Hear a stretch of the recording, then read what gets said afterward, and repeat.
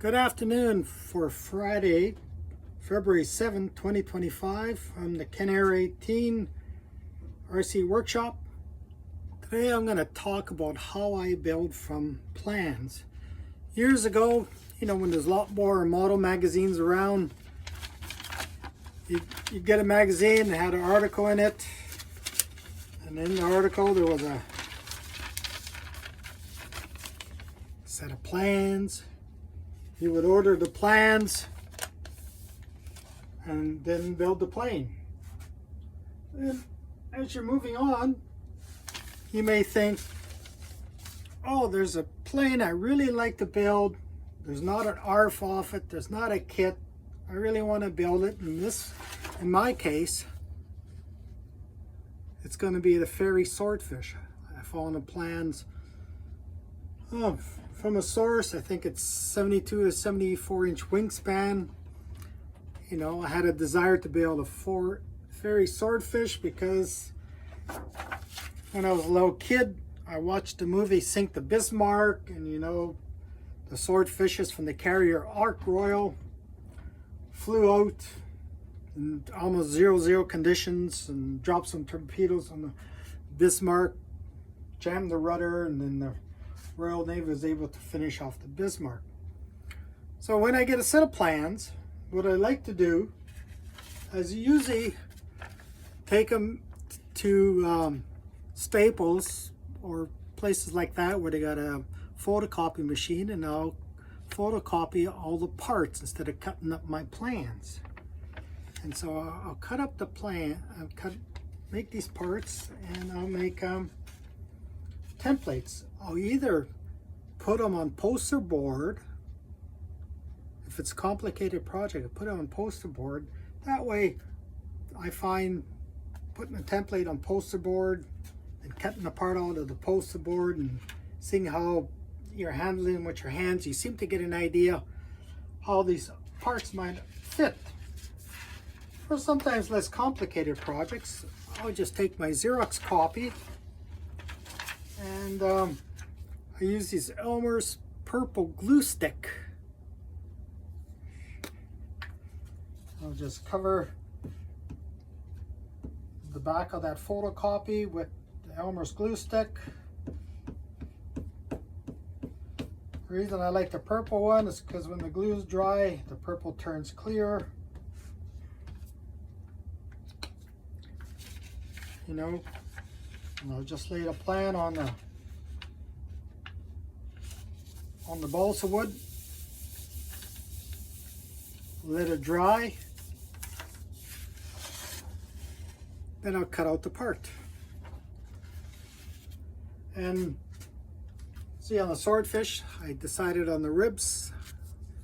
I used cardboard templates, whereas when I built a simple tailorcraft, I just cut out parts and built a kit. I got the wing cover today. Got the fuselage partially built on the simple tailorcraft. And so one winter, what I'll usually do on the more complicated projects like the swordfish, I'll cut out the ribs and stuff, cut out the formers, and I put them in a clear box with my information I've collected for this build. And so, somebody may have already built from these plans. If you go online, I'll sometimes spend a day searching, day or two searching, finding if somebody's built this particular plan or something close to their plan, so I can have an idea how this thing is going to go together. Why reinvent the wheel? And mine's not going to have folding wings, by the way, but I admire this guy's craftsmanship.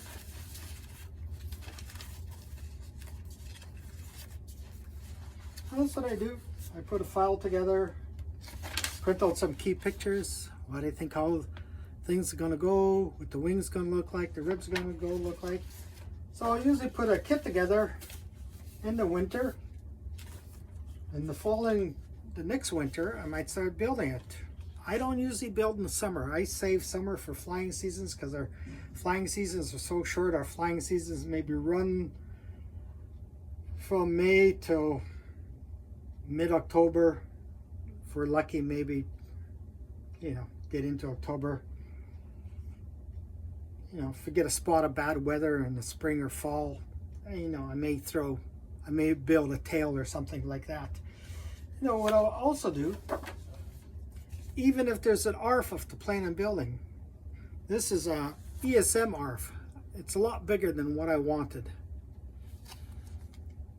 But I'll print out their manual and I'll read through it and just say, hey, is there something in the ARF that they did that I can modify the plans? Because it looks what they did on the ARF is a lot better. And when I pick a project, I usually pick the size I want. I want wingspan 74 inches because I gotta know it's gonna fly nice. It's gonna be powered by a 26 to 30 cc gasser for this particular airplane.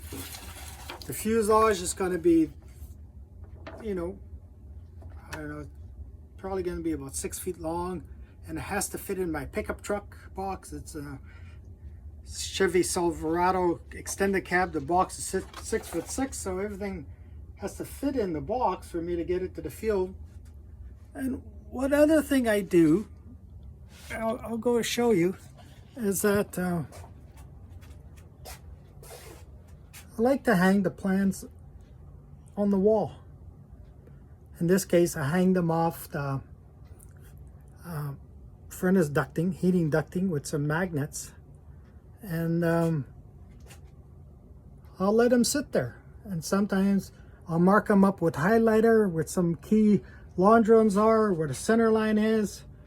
I'll make some notes if I don't understand where certain parts go, and having them sitting up there in the ducting, sometimes I sit and ponder, how's this going to go together? And they may sit up there for 3 or 4 months, and I'll do. That being said, I'll show you a few tools that I use in the workshop. I'll just flip this camera around here. Or maybe I won't. I've got a bandsaw. I got the Sears Dremel 4-inch table saw. It's a magnificent tool. I got a Delta scroll saw.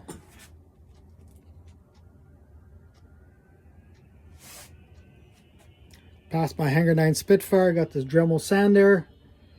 And I didn't acquire these tools all at once. If I was going to buy my first power tool, it would be this Dremel scroll saw. I love this little 4-inch table saw. I would buy a little table saw next. Drill press is always handy. The bandsaw. Yeah, so that's how I scratch built.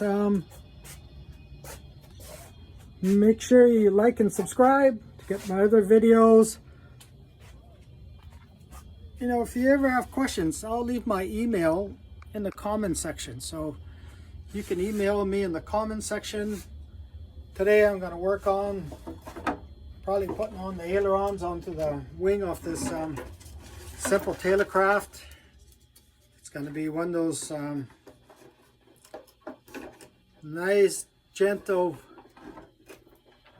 flying airplanes for about 8, 9 o'clock at night when we're out at a camp and flying. It's dead calm and you just want to float around the sky. Anyway, have a great weekend. Thanks for watching. Cheers.